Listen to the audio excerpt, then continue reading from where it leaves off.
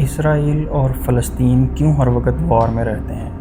یروشلم میں ایسا کیا ہے کہ مسلمز، کرسچنز اور جیوز اس چیز کے لیے لڑتے ہیں؟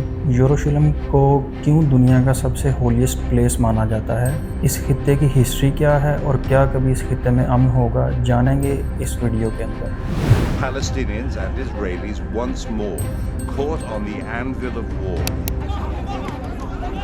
Saying that at least 300 people have been killed so far, including 26 soldiers.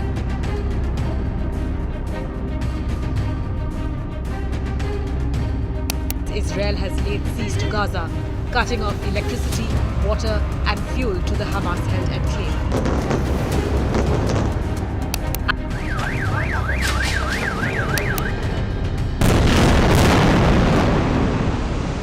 The Gaza National Bank was destroyed by an Israeli airstrike on Sunday.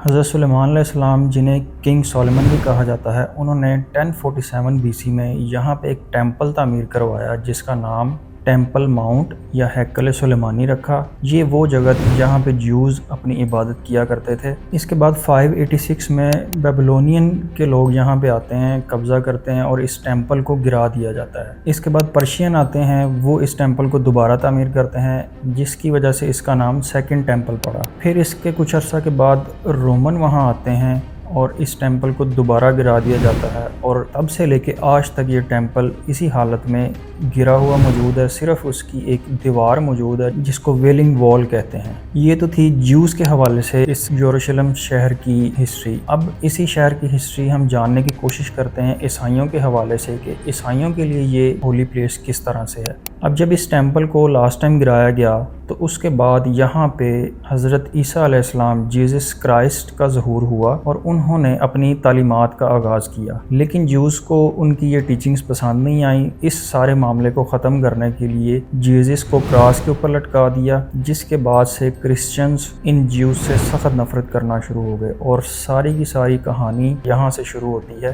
یہی وجہ تھی کہ کرسچنز ان جیوز سے نفرت کرنا شروع ہو گئے، اور وہاں سے ان کرسچنز نے ان جیوز کو بھگا دیا اور جیوز پوری دنیا میں پھیل کے رہنے لگے۔ 306 BC میں اسی جگہ پہ جہاں پہ جیزس کو کراس پہ لٹکایا گیا تھا، ایک چرچ بنوایا گیا جس کا نام چرچ آف دی ہولی سیپلکر ہے۔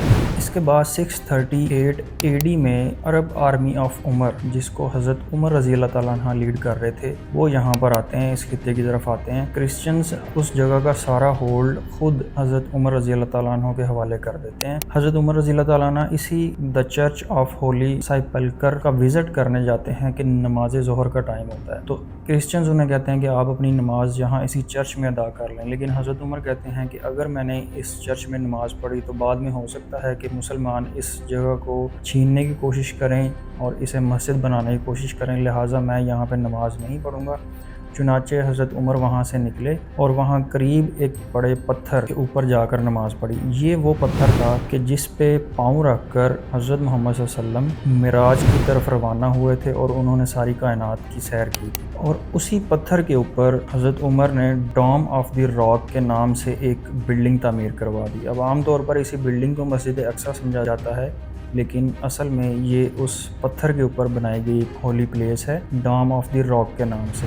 اسی کے بالکل سامنے تقریباً 1 کلومیٹر کے فاصلے پہ مسجد اقصیٰ موجود ہے۔ مسجد اقصیٰ کو 705 CE میں بنو امیہ کے خلیفہ الولید نے تعمیر کروایا تھا۔ اب آپ کو اس کی ہسٹری تو پتہ چل گئی یروشلم شہر کی۔ یروشلم کا یہ والا ایریا مسلمانوں، کرسچنز اور جیوز کے لیے امپورٹنٹ ہے، اس کی تو اب آپ کو ساری سمجھ آ گئی ہوگی۔ اب یہاں سے ہم شفٹ کریں گے آج کے پریزنٹ دور کے اوپر، کیوں ہزاروں سالوں سے یہاں پہ لڑائیاں چلتی آ رہی ہیں، اس کو ہم ذرا ڈیٹیل میں دیکھیں۔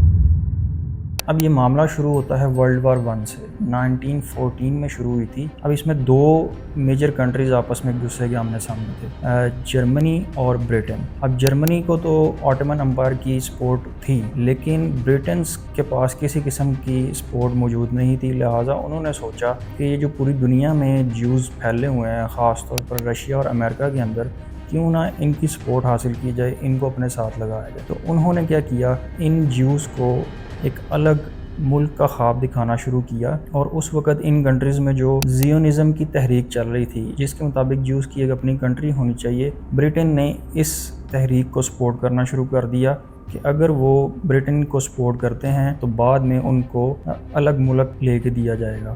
لہٰذا 1918 میں جب یہ ورلڈ وار 1 ختم ہوئی تو برٹن اس وار کو جیت گئے۔ اب ساری دنیا کی نظریں برٹن پہ تھی، کیونکہ ان کو پتہ تھا کہ جیوز نے ان کی حمایت کی ہوئی ہے، ان کو سپورٹ کیا ہوا ہے، تو اب برٹن جیوز کو کچھ نہ کچھ ریوارڈ کے طور پر ضرور دیں گے، اور بالکل ویسا ہی ہوا۔ وعدے کے مطابق برٹن نے جیوز کو فلسطین میں شفٹ ہونے کی اجازت دے دی، اور اب یہ وہ وقت تھا 1918 کے بعد کہ پوری دنیا سے تھوڑے تھوڑے کر کے جیوز فلسطین میں شفٹ ہونا شروع ہو گئے۔ اس کے بعد ٹائم آتا ہے ورلڈ وار 2 کا، جو کہ 1939 سے 1945 تک چلی۔ اس میں پھر جرمنی اور برٹن دونوں کنٹریز آپس میں ایک دوسرے کے سامنے تھے۔ اب اس بار جرمنی کو تمام عرب کنٹریز کی سپورٹ تھی اور برٹن کو پھر اسی طرح جیوز کی سپورٹ حاصل تھی۔ ان دا اینڈ ورلڈ وار 2 بھی برٹن جیت جاتے ہیں۔ اب مزید کوئی آگے جنگ نہ ہو، اس کے لیے سارے ملک مل کے یونائٹڈ نیشن قائم کرتے ہیں، کیونکہ ابھی تازہ برٹن ورلڈ وار 2 جیتے تھے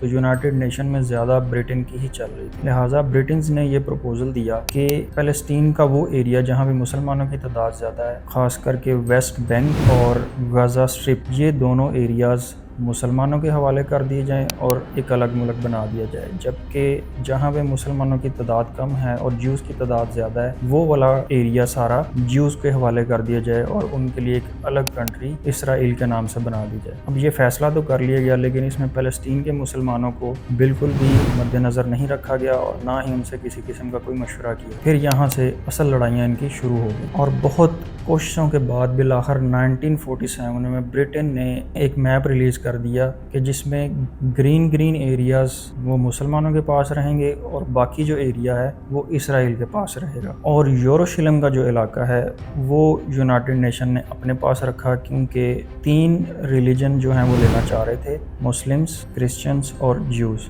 لہٰذا یونائٹڈ نیشن نے یہ سوچا اس ایریا کی سپرویژن یونائٹڈ نیشن اپنے پاس رکھے گا، باقی کچھ ایریا ڈیوائیڈ کر کے جیوز اور مسلمز کے حوالے کر دیا تاکہ وہ اپنی الگ کنٹری بنا کے وہاں پہ رہ سکے۔ اب یہ سارا معاملہ طے کرنے کے بعد جیسے ہی برٹن وہاں سے نکلے تو اس کے اگلے ہی روز تمام عرب کنٹریز نے، جس میں مصر، لبنان، عراق، سعودی عرب اور فلسطین، ان سب نے مل کے اسرائیل پہ حملہ کر دیا، اور اسرائیل نے صرف اور صرف 6 دن کے عرصے میں ان سب عرب کنٹریز کو دور ہٹنے پر مجبور کر دیا، اور پھر جہاں جہاں ان اسرائیلیوں کو جگہ ملی اس ایریے کو بھی انہوں نے اپنے قبضے میں لینا شروع کر دیا، اور صرف کچھ گنے چنے ٹکڑے جو ہیں وہ فلسطین کے مسلمانوں کے پاس رہ گئے۔ اس کے بعد 1964 میں فلسطین لبریشن آرگنائزیشن PLO کا قیام عمل میں آتا ہے، جس کا مقصد جیو سے اپنا ملک واپس لینا تھا، اور 1969 میں یاسر عرفات PLO کے چیئرمین بنتے ہیں۔ PLO نے بہت کوششیں کی، بہت لڑائیاں، بہت جنگیں لڑیں کہ کسی طرح سے جیوز کو یہاں سے بھگا کے اپنا ملک واپس لیا جائے، لیکن ہر بار ناکامی کے بعد فلسطین کے لوگوں کو یہ بات تو سمجھ میں آ گئی تھی کہ جیوز کو یہاں سے بھگانا بہت مشکل ہے، لہٰذا انہوں نے پھر یہ کوشش کرنا شروع کر دی کہ جو ڈیسیجن یونائٹڈ نیشن نے کیا تھا اسی کو فالو کر لیا جائے، لیکن اب اسرائیل ضد پہ اڑا ہوا تھا، جن ایریاز کے اوپر ہم قبضہ کر چکے ہیں وہ ہمارے پاس ہی رہیں گے۔ بہرحال پھر ایک ٹائم آتا ہے 13 دسمبر 1993 جب امریکہ میں وائٹ ہاؤس میں ایک ایگریمنٹ سائن ہوتا ہے، جن ایریاز میں مسلمان موجود ہیں وہ ایریاز فلسطین کے حوالے کیے جائیں اور یاسر عرفات کو وہاں کا پریزیڈنٹ بنا دیا جائے، اور جن ایریاز میں جیوز کی تعداد زیادہ ہے وہ ایریاز اسرائیل کے حوالے کر دیے جائیں۔ یہ ایگریمنٹ تو ہو گیا، لیکن اسرائیل نے اس ایگریمنٹ میں سے کسی ایک بھی چیز کو فالو نہیں کیا۔ اب ہوا یوں کہ فلسطین کے لوگوں کا اسرائیل کے اوپر سے اعتماد ہی اٹھ گیا، اور اس طرح 1980 میں حماس کا قیام ہوا۔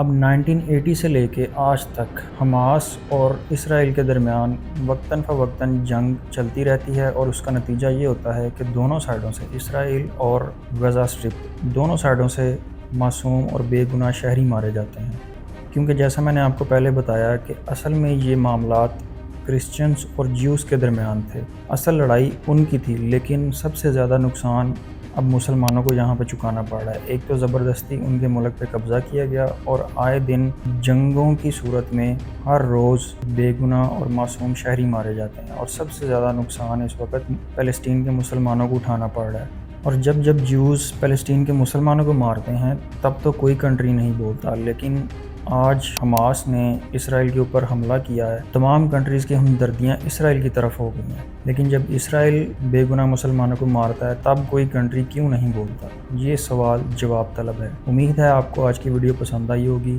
ملتے ہیں نیکسٹ ویڈیو میں۔ ٹل دین ٹیک کیئر، اللہ حافظ۔